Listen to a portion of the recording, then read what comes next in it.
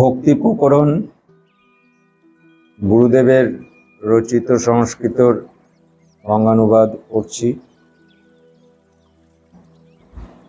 ভক্তবৎসল পরমাত্মার এই শুভ রাজ্যে যত কিছু মিশ্র গুণ আছে তাদের মধ্যে ভক্তি সর্বোত্তম।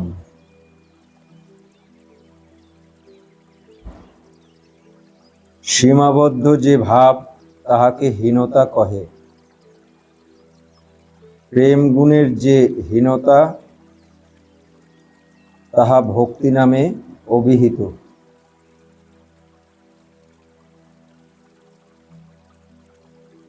যেখানে সীমা আছে, প্রেম অসীম, আর প্রেমের ভেতরে যে সীমা সেগুলোই ভক্তি। যে গুণ দ্বারা উপকারী বা আপন অপেক্ষা উন্নত মহাত্মার প্রতি কৃতজ্ঞতা সহকারে মন আকৃষ্ট হয়, যে গুণ দ্বারা সুখে সুখ দুঃখে দুঃখ ইত্যাদি শুভ ভাব সকল ইনি আমা অপেক্ষা উন্নত এই জ্ঞান সহকারে সর্বদা উপস্থিত হয়, সাধুগণ তাহাকে সর্বশ্রেষ্ঠ ভক্তি গুণ কহেন। যে গুণ দ্বারা ওই গুণের ভাজনের দুঃখ নিবারণ ও সুখ বৃদ্ধি করা মহাবত হয় তাহাকে ভক্তি কহে। যে গুণ দ্বারা প্রেমের লক্ষণ সমুদয় প্রায় তদ্রূপ বা অল্পতর ভাবে উপস্থিত হয়, সাধুগণ সেই গুণ শ্রেষ্ঠকে ভক্তি কহেন। যে গুণ দ্বারা নিজের স্বার্থের জন্য নির্ভরতা বা নির্ভরতার অঙ্কুর হৃদয়াগারে উদিত হইয়া অন্যের প্রতি আসক্তি বা অনুরাগ অনুকম্পা উৎপাদন করে তাহাকে ভক্তি কহে। সার লক্ষণ এই যে উভয় প্রেমকে ভক্তি কহে।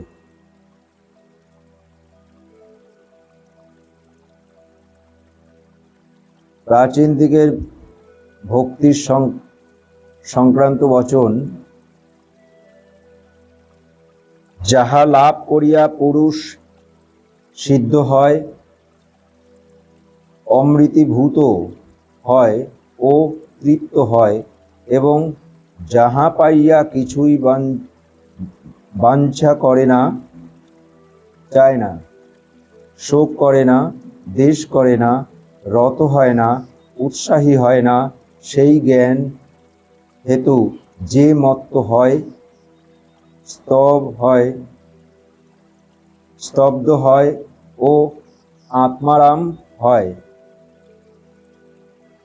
সেই কাহারও কোনো মতের ঈশ্বরের উদ্দেশ্যে পরম প্রেম স্বরূপা এবং অমৃত স্বরূপাকে ভক্তি কহে। ভক্তির লক্ষণ সকল নানা প্রকার প্রভেদ দেখিয়া কথিত হইতেছে। পরাশরাত্মজ ব্যাস বলিয়াছেন, পূজা দিতে অনুরাগকে ভক্তি কহে।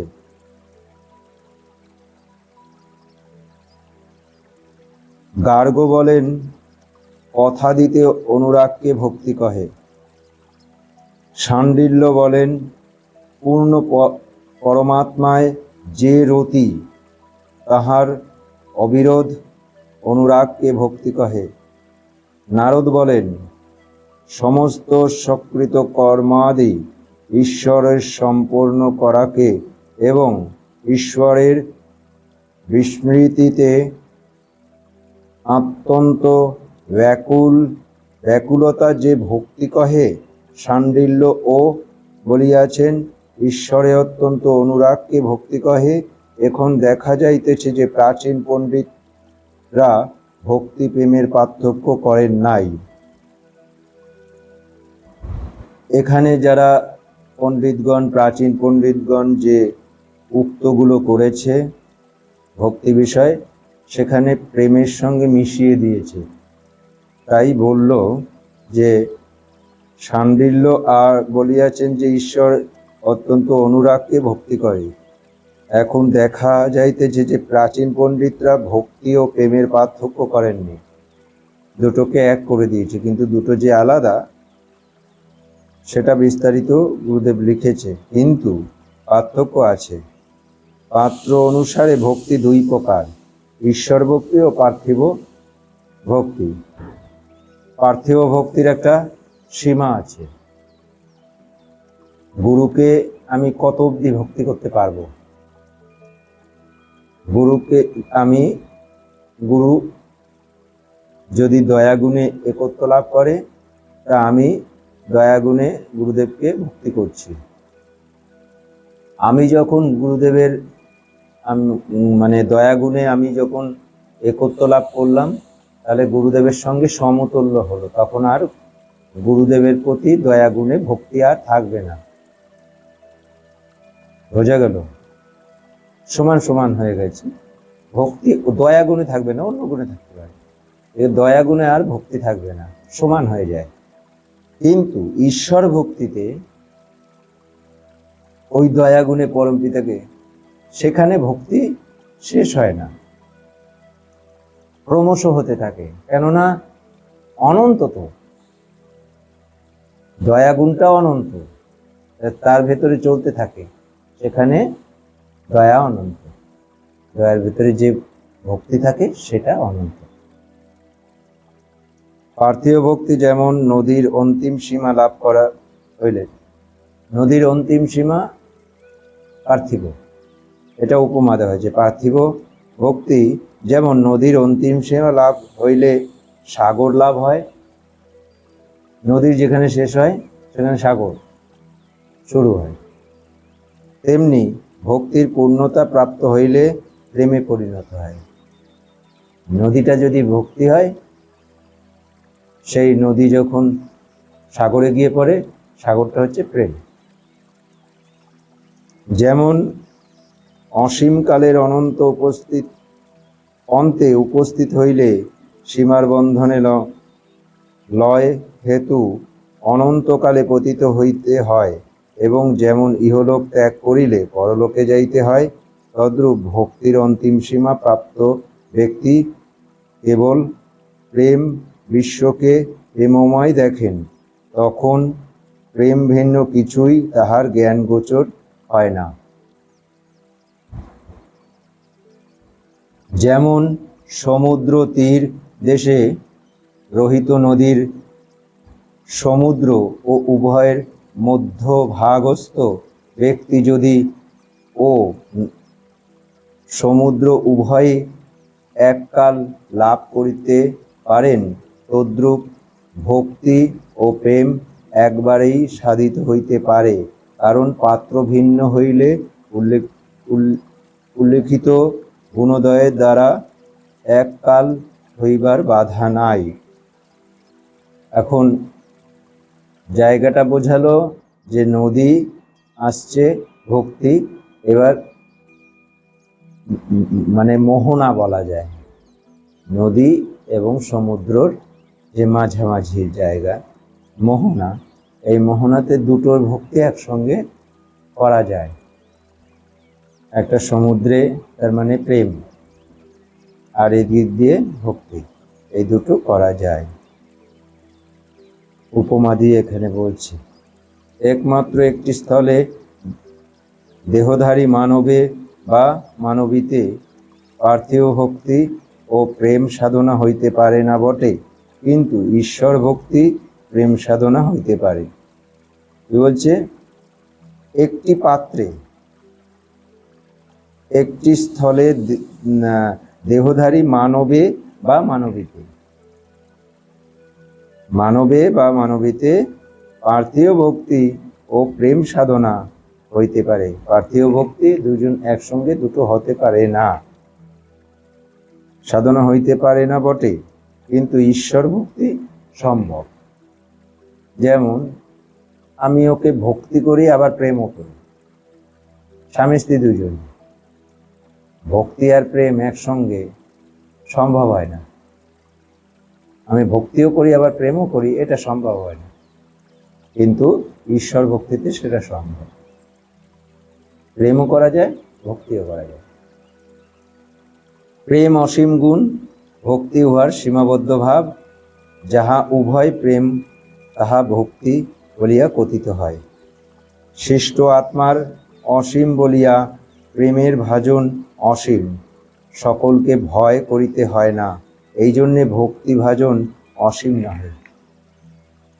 ভক্তি ভাজন অসীম না, তার সীমা আছে, পার্থিব।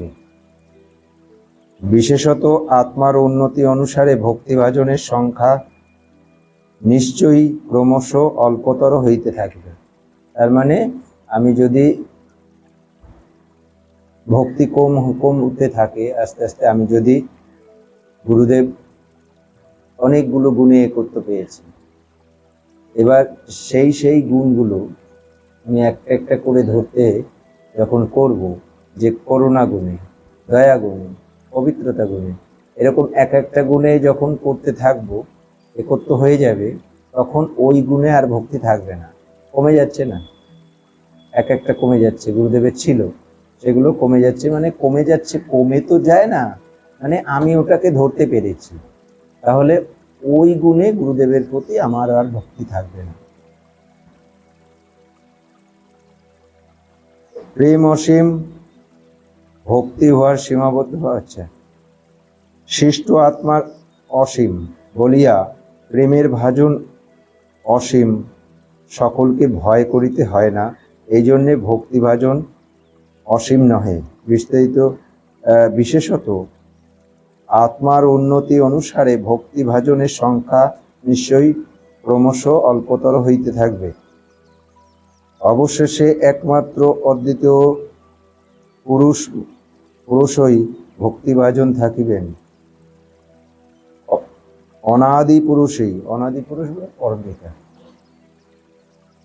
থাকিবেন, কেননা প্রথমে যাহার ভক্তিভাজন থাকেন, পরে তাহারা প্রেম ভাজনে পরিণত হয়। মানে ভক্তি থাকে না, প্রেমে পরিণত হয়।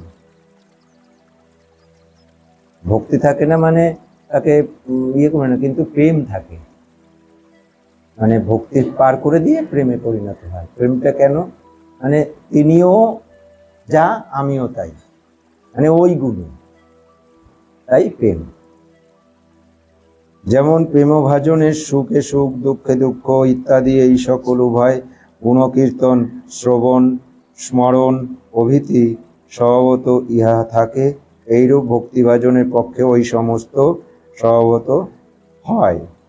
যেমন কোনো মহাত্মা বলিয়াছেন, বিষ্ণু ভক্তের পক্ষে বিষ্ণুর নাম স্মরণ, নাম কীর্তন ও স্মরণ, তদীয় আচরণ, বন্ধন, আত্মা নিবেদন স্বভাবত উহা পরে।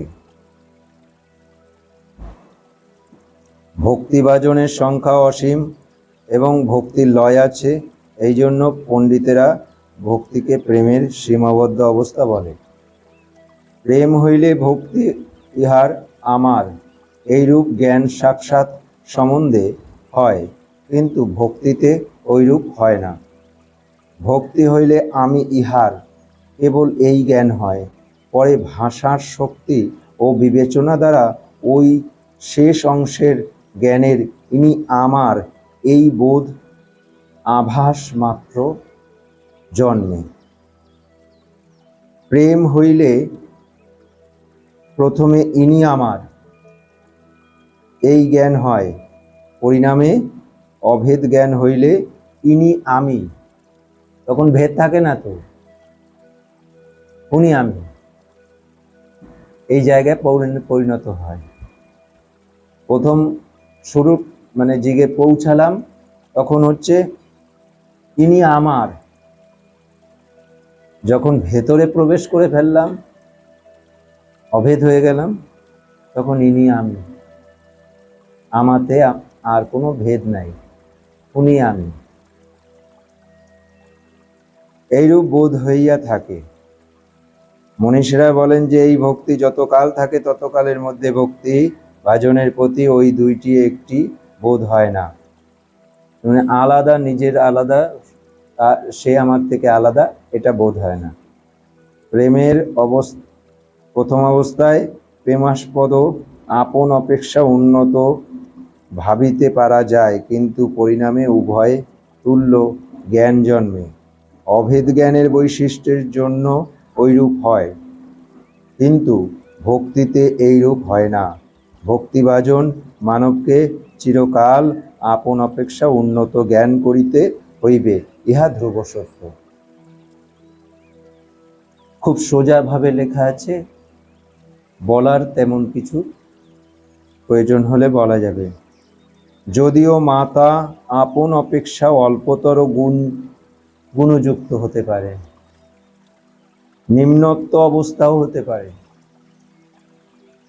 মা হন, তবুও অতিশয় যত্ন সহকারে তাহাকে সমুন্নততর ভাবে সংস্থাপন করিয়া রাখিতে হইবে। যেমন মাতার প্রতি কর্তব্য, তেমনি পিতার প্রতিও কর্তব্য। মাতা পিতা অনেক নিম্ন স্তরের হতে পারে, তবুও তাকে ভক্তি করতে হয় কৃতজ্ঞতাবশত। তিনি আমাকে জন্ম দিয়েছেন, সে নিম্ন স্তরের হতেই পারে, কিন্তু তাকে তার কৃতজ্ঞতার স্বরূপ তাকে ভক্তি করতে হয়। মাতৃভক্তি, মাতৃ উপাসনায় সন্তানের মুক্তি। পিতা মাতাকে ভক্তি করতে হয়, কখনো কষ্ট দিতে নেই। কিন্তু পিতা মাতাকে তুমি যখন মাতৃগর্ভে প্রবেশ করেছিলে, তখন কথা দিয়েছিলে এদেরকে উদ্ধার করবো, আমি উদ্ধার হবো। তাহলে মা বাবা তোমাকে মানুষ করবে না, মা বাবাকে তোমার মানুষ করতে হবে। তাহলে মা বাবাকে তোমাকে মানুষ করতে হবে, ঠিক আছে? সে অবুঝ হতে পারে, তাকে বোঝানোর কৌশল তোমাকে শিখতে হবে, বুঝিয়ে সত্যের পথে আনতে হবে। মা বাবাকে উন্নতি করানো দায়িত্ব সন্তানের। তুমি কথা দিয়ে এসেছিলে, মা বাবাকে জোর করে তোমাকে আনেনি, তুমি জোর করে প্রবেশ করেছো। কেননা তুমি ওখানে কথা দিয়েছো, মা বাবা কোনো কথা দেয়নি তোমাকে, তোমাকে কোনো কথা দিয়ে আনেনি, তুমি কথা দিয়ে ঢুকেছো যে এই রক্তগুলোর ভেতরে আমি ঢুকছি, এই রক্ত পরিষ্কার করব, আর আমি নিজে পরিষ্কার হব। তুমি কথা দিয়ে ঢুকেছো। তাহলে এবার তোমার দায়িত্ব যে ওই পিতা মাতাকে, ওই পূর্বপুরুষকে আমি উদ্ধার হব, ওই রক্ত পরিষ্কার করবো। এই গানকে বলছিলাম না, রক্তের রোগ নিয়ে আসতে হয়, ও না নিয়ে আসে ঢোকা যায় না, ও আমাকে নিতেই হবে। বিধান, বিধান যাবে কোথায়? নিয়ম যাবে কোথায়? নিয়মের বাইরে তো আমি কিছু না, আমি নিয়মের ভিতরে। আমরা যতই ছটপট করি, নিয়মের বাইরে চলতে পারবো না। পরমপিতা বেঁধে দিয়েছে, বেঁধে দিয়েছে না? তুমি যাও তো এই অক্সিজেনের গণ্ডির বাইরে যাও তো, পারবে বাইরে যেতে? তুমি মরে যাবে। তাহলে সবকিছু বেঁধে দিয়েছে, এই বন্ধনের ভেতরে তোমাকে স্বাধীনতা দিয়েছে।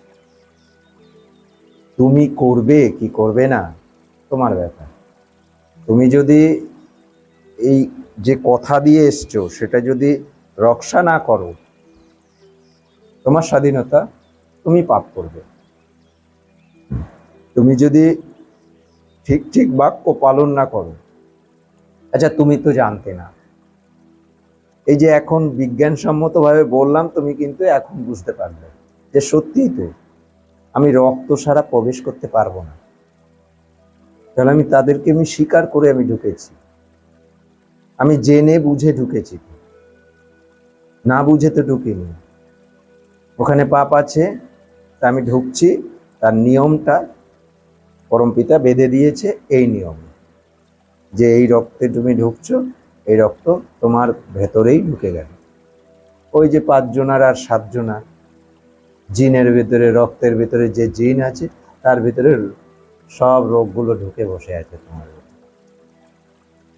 এইবার সেই রোগগুলো মানে আমি ঠিক করব না আরো সেটাকে আরো বাড়িয়ে ফেলেছি, জন্ম জন্ম ধরে তো আত্মায় আছে, তাও এই জন্মে যখন জন্মগ্রহণ করলাম, এই মায়ের 5 বাবার 7 জনা নিয়ে আমি জন্মগ্রহণ করে আবার নিজে আবার সেইগুলোকে আরেকটু পোক্ত বানিয়েছি, নিজে পাপ করে আরো সেটাকে মানে সার ফার দিয়ে গাছ বড় করেছি, পাপের গাছ বড় করেছি।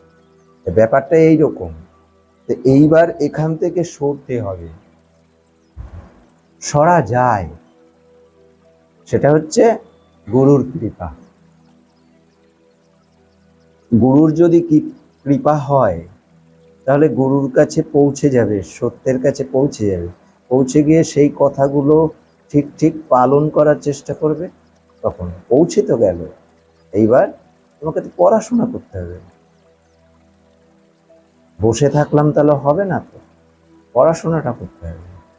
গুরুর পড়াশোনা বলতে, গুরুর কাছে পড়াশোনা মানে সাধনা উপাসনা কঠোরভাবে সেটা পালন করা, গুরুর বাক্য ঠিক ঠিক পালন করাই হচ্ছে পড়াশোনার বিষয়।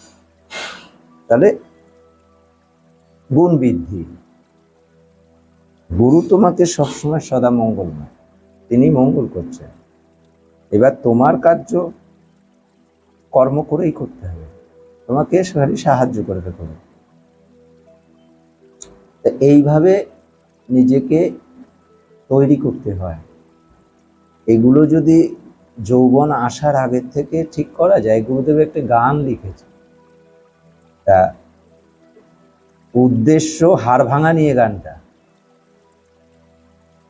যদি বাল্যকালে হাড় ভাঙে অনায়াসে ভালো হয়, এমনি এমনি কিছু করতে হয় না, এমনি ভালো হয়ে যায়। আর যৌবনকালে হাড় ভাঙলে যন্ত্রণা থাকবে, ঠিক হবে কিন্তু যন্ত্রণা থাকবে, ঠিক আছে। আর বৃদ্ধ বয়সে হাড় ভাঙলে ওই বিকলতা নিয়েই যেতে হয় পৃথিবী থেকে, ও আর ঠিক হয় না, বোঝা গেল। কিন্তু এটা কি হাড় ভাঙার গানটা লিখেছে ঠিকই, কিন্তু উদ্দেশ্যটা কি? শিশুকালে থেকে যদি উপাসনা সাধনা শেখানো যায়, আপন থেকে হয়ে যায়, ওকে কষ্ট করতে হয় না। ওর পাশে বসে উপাসনা করছে, ও উপাসনা করছে, ও সবসময় ওর উপাসনাটা খেলার মতন চলছে। এইটা যদি হতে থাকে, ওর অনায়াসে ওর কিন্তু পরিশ্রম করতে হচ্ছে, অনায়াসে ওর ভেতরে প্রবেশ করে যাচ্ছে আধ্যাত্মিকতার উন্নতি, সোপানটা ঢুকে যাচ্ছে। যৌবনে কি হয়, এই বসতে ইচ্ছা করে না, তখন যদি ধর্ম পালন করার বসতে ইচ্ছা করে না, সময় চঞ্চল, এটার দিকে নজর যায়, ওটার দিকে নজর যায়, যন্ত্রণা। কি বুঝলে? এবার মিলছে। আর বৃদ্ধকালে ধর্ম গ্রহণ করলো কিছু হয় না, কিছু সোজা কথা হয় না। বৃদ্ধকালে ধর্ম গ্রহণ কর, আর সাধারণ মানুষ আরে বয়সকালে ধর্ম করবি, এখন কি করিস, এই তো বলে। বয়সকালে কিছু হয় না, গুণ অর্জন করতে পারে না বয়সকালে। গুণ অর্জন, ধর্মের মূল উদ্দেশ্য হচ্ছে গুণ সাধন, গুণকে আস্বাদন করবে, গুণী হবে। বয়সকালে গুণী হওয়ার কি আছে, হয় নাকি? তাহলে এই গানটা থেকে আমরা একটা জিনিস শিখলাম, সেটা হচ্ছে কি, একদম শিশুকাল থেকেই ধর্মের জায়গাগুলো বুঝিয়ে দিতে হয়, এই নিয়ম এইভাবেই চলতে হয়, তাহলে অনায়াসে সে গ্রহণ করতে পারে, তাড়াতাড়ি সাধনায় বসতে পারে, ধ্যান বোধ করতে পারে। ওকে যদি প্রথম থেকেই শেখানো হয়, কোনো ব্যাপার না, অনায়াসে।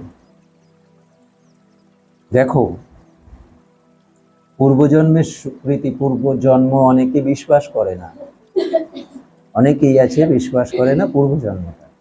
কিন্তু পূর্বজন্মের যদি স্বীকৃতি না থাকে, তাহলে দেখো একটা ছোট্ট শিশু ঘুমিয়ে কাঁদে, ফুপিয়ে ফুপিয়ে কাঁদে, কেঁদে ওঠে না, দুঃখ করে, হেসে দেয় ঘুমিয়ে, তো ওগুলো কোথা থেকে হয়েছে?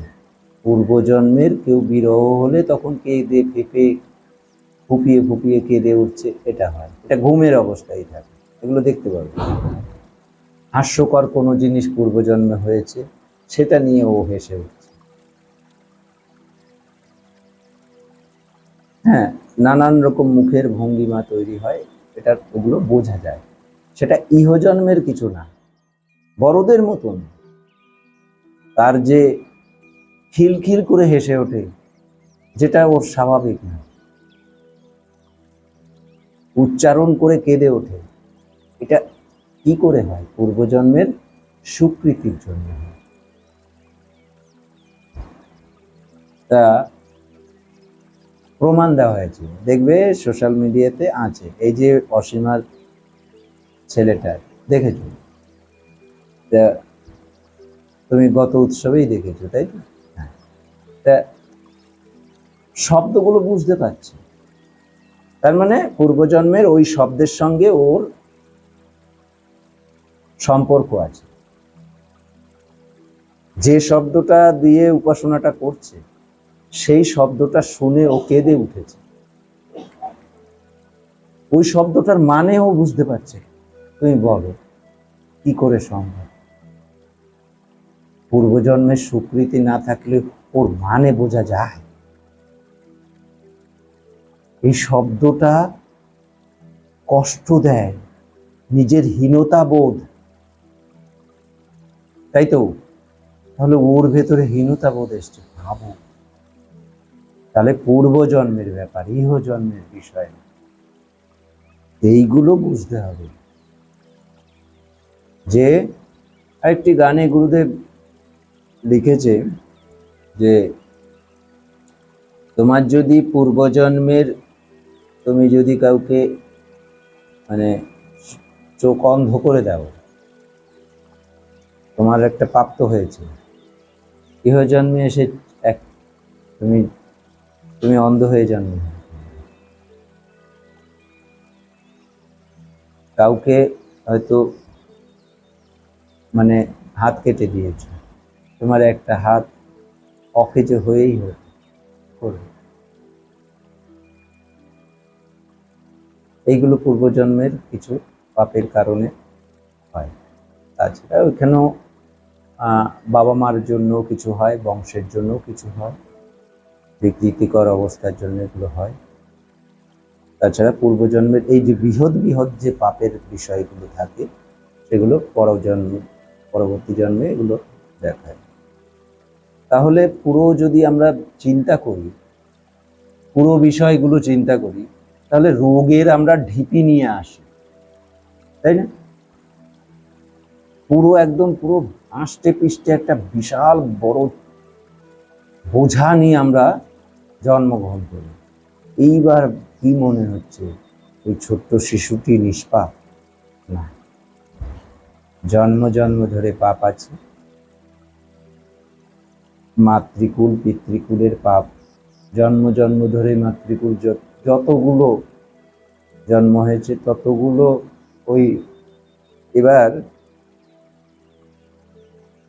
যখন তুমি আত্মার উন্নতি করবে, তখন ওই যে পূর্ব জন্মের পিতামাতা যতগুলো জন্মগ্রহণ করেছো, তাদেরকে উদ্ধার করে আবার এই পিতামাতাকে উদ্ধার করতে হবে, তারপরে তোমার মুক্তি। কঠিন করে ফেললাম, কর্তব্য তো করতে হবে, সেটা গুরু বলে দেবে কৌশল। আবার যদি ধরো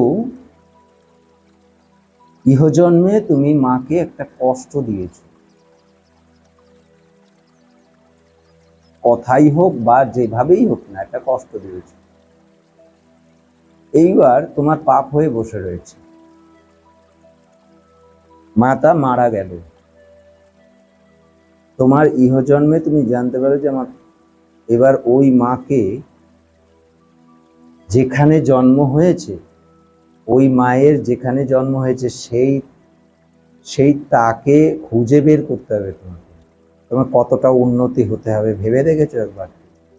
ওই মা কোথায় জন্মগ্রহণ করেছে, এদের বেশি দিন লাগে না, জন্মগ্রহণ করেছে সেইটা খুঁজে বের করতে হবে, সেই খুঁজে বের করে সেই বাচ্চা মানুষটি, বাচ্চা মেয়েটি, তাকে বলতে হবে আমি এই পাপ করেছি, তুমি আমাকে একটু মুখ দিয়ে বলে দাও,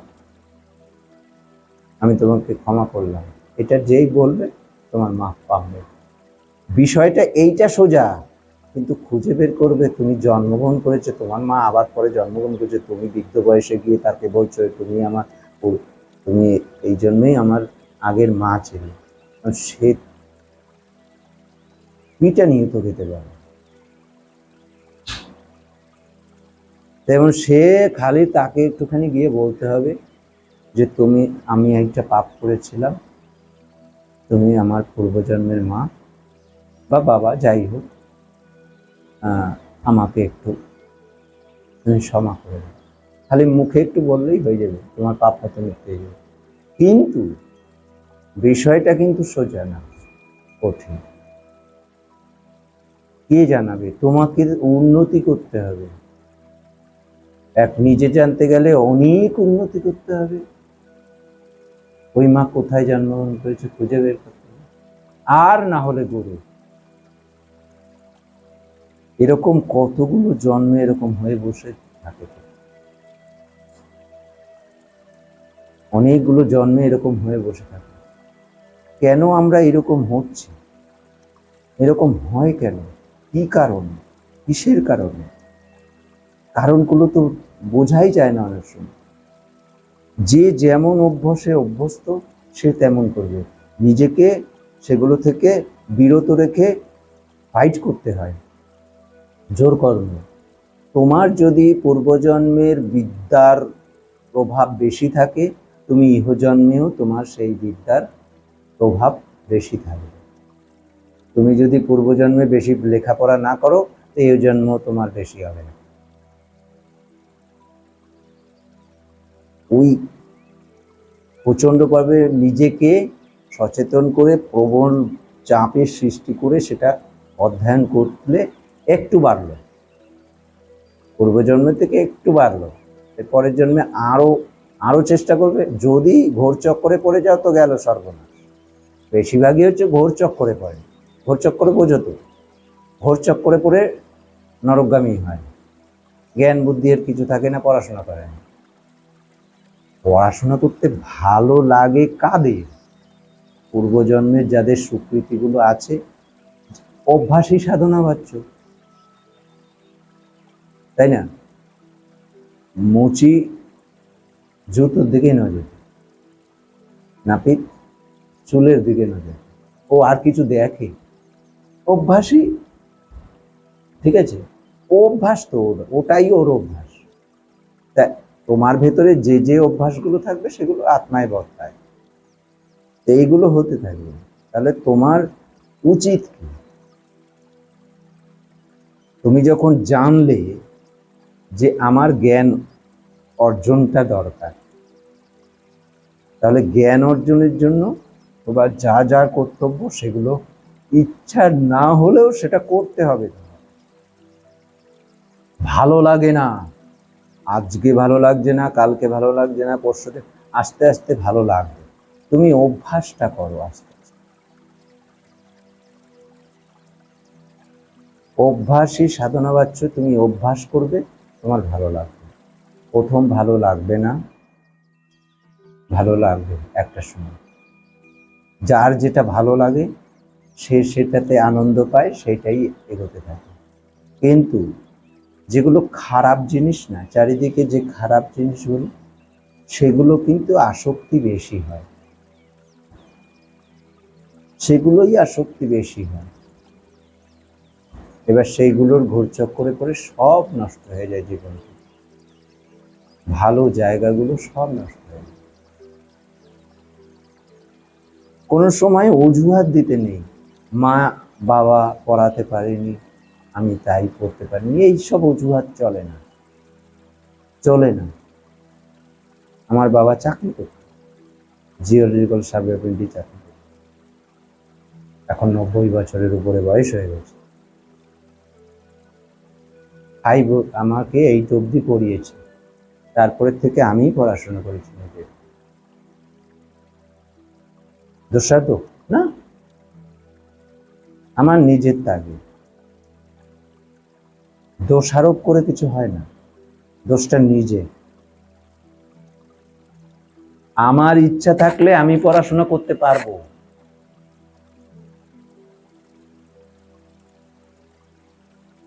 একটা লোক, ওই কুলি কুলি আছে না, হ্যাঁ, একটা স্টেশনে কুলির কাজ করে, আর অনেক কষ্ট করে একটা মোবাইল কিনেছে। ও পড়াশোনা ভালোবাসে, ওই মোড বয় কুলি, হ্যাঁ, আর স্টেশনে ওয়াইফাই ফ্রি, ঠিক আছে। ও কি করে, ওই মোবাইল দিয়ে পড়াশোনা করে, ওর কাছে বই নেই, মোবাইল দিয়ে ওয়াইফাই দিন রাত্রি যখনই সময় পায় তখনই পড়ে। আইএস হয়েছে। মুখের কথা, ইচ্ছা শক্তি, কাউর দোহাই দিতে নয় যে আমি এর জন্য পড়াশোনা করতে পারিনি, ওর জন্য পড়াশোনা করতে পারিনি, এগুলো বিষয় না। তোমার ইচ্ছা শক্তি তোমার ভেতরে তমভাব থাকলে তুমি পড়াশোনা করতে পারবে না। তমভাব বোঝো, অলসতা। দোহাই দিয়ে কিছু হয় না। যার মা বাবা কিছুই নাই, ওই নোংরার ভিতরে ফেলে দিয়ে চলে গেছে, কেউ না কেউ এ লাতি জাটা কে যাই হোক কিছু করে একটু বড় হয়েছে। ওর ভেতরে যদি ওই ইচ্ছা থাকে যে আমি পড়াশোনা করবো, পারবে। নিজের ইচ্ছাটাই বড় কথা, কিছু না। ও কাগজ পুড়িয়ে পুড়িয়ে এনে দেবে, আবার পড়াশোনা করবে, হয়েছে এরকম। ইচ্ছা শক্তি, তোমার ইচ্ছা শক্তিটাই হচ্ছে ব্যাপার, আর কিচ্ছু না। কোনো দোহাই দেবে না এর জন্য পড়াশোনা, তোমার ইচ্ছাতে তুমি পড়াশোনা করবে। টাকা পয়সা দিতে পারছে না, তোমার ইচ্ছাতে তুমি করবে। ছোটবেলা থেকে অনেক কিছু করেছি, ঠোঙা বেঁধেছি, খবরের কাগজ দিয়েছি, সায়া ব্লাউজ সেলাই করেছি, ঘুগনি বেচতে গেছি, এগুলো করে পড়াশোনা করেছি। বিষয়গুলো এইভাবে কিসের? আমার তাগিদ। আমি এই জায়গাটায় গিয়ে পৌঁছাবো। জিদ, জিদ মানুষকে উন্নতি করায়। দোহাই দেবে না কাউ, দোহাই দেওয়াটা পাপের কারণ। তোমার ইচ্ছা তোমাকে নিজেকে ভালো করবে, নিজেকে সুন্দর করবে, সেটা তোমার উপরে নির্ভর করে, তোমার মা বাবা আত্মীয় স্বজন কার উপরে নির্ভর করবে। তুমি যদি চাও তুমি উন্নতি করতে পারবে, আর শত সবাই মিলে চেষ্টা করলেও তুমি যদি না চাও কিছুই হবে না। এ তো বাস দিয়ে ঠেলে উন্নতি করানো যায় না, করানো যায়? হয় না। ওই এক একজন অর্থ দিয়ে চাকরি নিয়েছে না, পড়াতে তো পারে না। পড়াশোনার সময় গল্প করে, কি করবে? যোগ্যতা নেই তো। এই তো সমাজের পরিস্থিতি হয়েছে।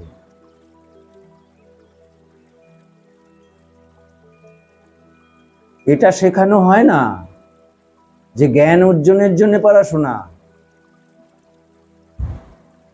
চাকরির জন্য না, অর্থ ইনকামের জন্য। অর্থ ইনকামের জন্য পড়াশোনার দরকার হয় না।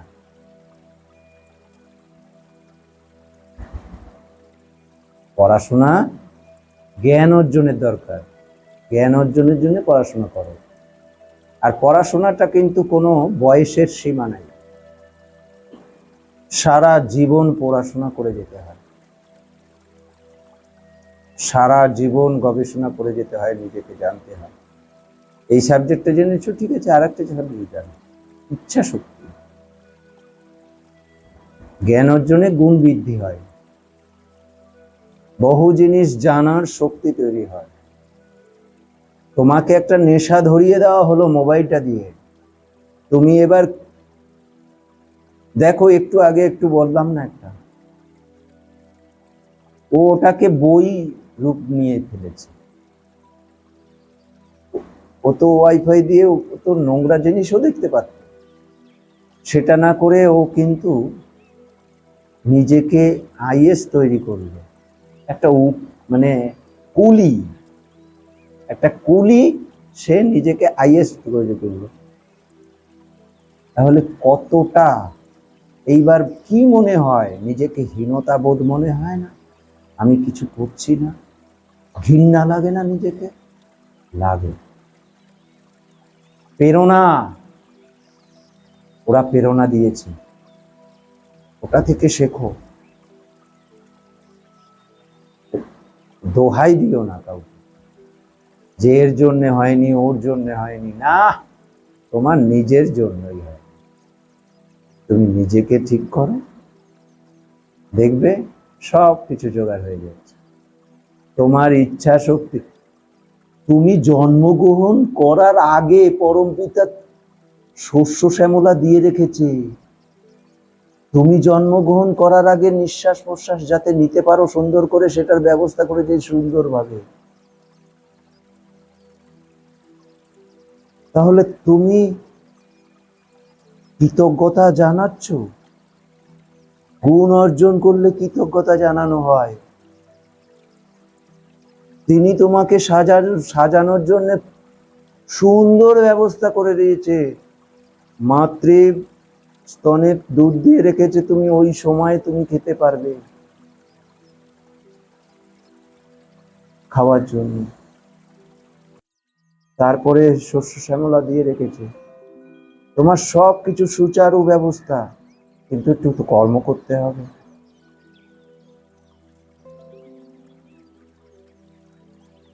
কর্ম তো তুমি দোহাই দিয়ে কেন করছো? তুমি এখানে যা শিখছো, এতদিন জেনেছো মা বাবা সন্তানকে মানুষ করবে, এখন এখানে এসে জানছো যে সন্তান মা বাবাকে মানুষ করবে।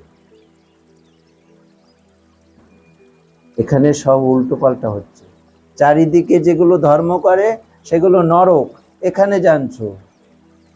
এতদিন জেনেছো ওইগুলো ধর্ম। ধর্ম হচ্ছে গুণের বিষয়, মিথ্যা অবলম্বন ধর্ম নয়, সত্য অবলম্বন করাটাই ধর্ম। তা এতদিন ধরে যে তুমি শব্দগুলো চয়ন করছো সেগুলো ঠিক না, এখন এখানে এসে জানলে কায়ে মনে বাক্যে সত্য অবলম্বন করতে হয়। তাহলে শব্দ চয়ন যেটা করছো সেটাই যদি তুমি ভুল করো, বললাম না যে প্রতিটা শব্দ আমাদের মানে শরীরের সঙ্গে সম্পর্ক আছে। হৃদয় বললে হৃদয়ে লাগে, আছে না, হৃদয় বললে হৃদয়ে লাগে, হৃদয় বললে হৃদয় লাগে না। হৃদয় বললে দেখো, উচ্চারণ করে দেখো না, উচ্চারণ করলেই বুঝতে পারবে যে শব্দগুলো রচিত হয়েছে, ভেবে দেখো না রচিত হয়েছে কেন। হৃদয় বললে দেখবে হৃদয়ে গিয়ে টাচ করছে, জার্কিং হয়। হৃদয় বলে দেখো, হয় হৃদয় বলো, দেখবে হৃদয়ে গিয়ে এইখানে কম্পন হচ্ছে। অনুস্বর বলো, অনুস্বর বলো, এইখানে দেখবে কম্পন হয়। তাহলে শব্দ ব্রহ্ম, শব্দের সঙ্গে আমাদের এই তন্ত্রের মিল আছে, এই জন্য শব্দ সুন্দর ঠিক করে বলতে হয়। তাহলে এই সত্য তোমাকে জানতে হবে না, এই শব্দগুলোর চয়ন করা সুন্দর কি কি করছে দরকার নেই, তুমি সত্যকে অবলম্বন করো, তাকে জানিয়ে দাও। তুমি যখন পরিপক্ত শিখে যাবে, এইগুলো তুমি ব্যবহারে শিখে যাবে, তুমি তাকে বলতে পারবে শিখে এসছি। আরে এসব শোনার দরকার নেই। সত্য জানালাম, তোমার ইচ্ছা হলে তুমি বলবে, না ইচ্ছা হলে বলবে না।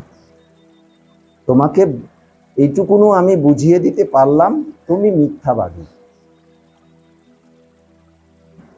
আর এগুলো ধরতে হয় কিভাবে জানো? প্রথমে বলে তুমি কি সত্যি সত্যি কথা বলো প্রতিটা মুহূর্তে। বেশিরভাগ মানুষই বলবে না, পুরোপুরি সত্যকে অবলম্বন করে চলতে পারে না, এই বলবে। দেখবে, জিজ্ঞাসা করে দেখবে, যে কাউকে জিজ্ঞাসা করে দেখবে। গুরুদেব কি বলেছে? প্রাণ অন্তেও মিথ্যা কথা বলিবে না। প্রাণ সংশয় হয়েছে তোমার, এখনই মৃত্যু হবে, তাও তুমি সত্য কথা বলো। তুমি সত্য স্বরূপের সন্তান, পরমপিতা থেকে তুমি এসছো, তোমার ভয় কি? চিন্তা করে, মৃত্যু হবে তো আজকে না কাল। মৃত্যু তো দেহের হয়, আত্মার হয়। আত্মার তো মৃত্যু হয় না, দেহের মৃত্যু হয়। বসনের মতন চেঞ্জ হয়, এই একটা বসন চেঞ্জ হয়, আবার আর একটা বসন। এই তো জন্মগ্রহণ করা একটা পাপ। যারা উন্নত হয়ে যায় তারা জন্মগ্রহণ করতে চায় না, কেন? আবার পাপের ভিতরে ঢুকবে কেন? পরিষ্কার জামা পরে থাকলে তারপরে আর ইচ্ছে করে নোংরার ভিতরে গিয়ে নর্দমায় কর্দমায় আবার নামতে ইচ্ছে করে না, ঠিক থাকে। কিন্তু উন্নত মহাত্মা যদি পরম পিতার আদেশ, তারা আবার ওই পাপে ঢুকিয়ে আবার ঠিক করতে হয়, সবাইকে উদ্ধার করবার জন্য। এই কথাগুলো জানাবে কে তোমাকে? যারা চারিদিকে দেখছো এ বাবা ও বাবা, এ স্বামী, ওই ওই লঙ্গ স্বামী, উলঙ্গ স্বামী, নানান স্বামী সুমি দেখে বেড়াও, এরা তোমাকে কিছু দেবে না। ভেলকিবাজি দেখাবে, তাতে মোহিত হবে, মা খা,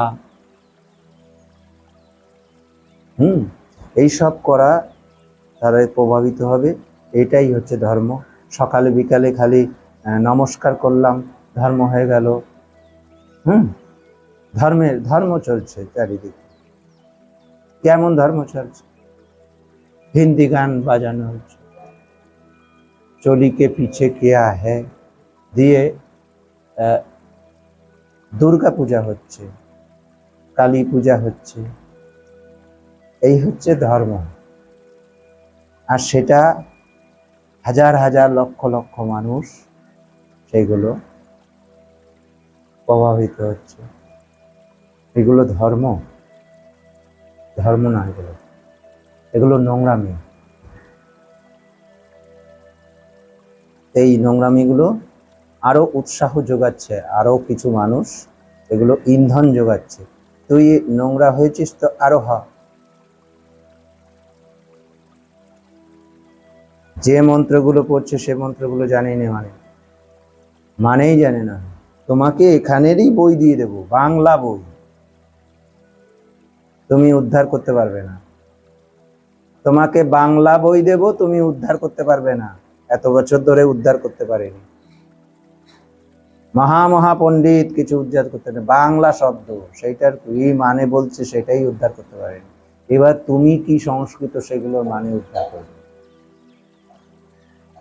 সমস্ত পূজা পার্বণ হচ্ছে, এই সমস্ত পূজা পার্বণে ওই দেবকে, ওই দেব বা ওই দেবীকে পরম পিতার আসনে করে দিচ্ছে। এই যে সাকার বাদ, ভালো জিনিস বলে শেষ করলাম।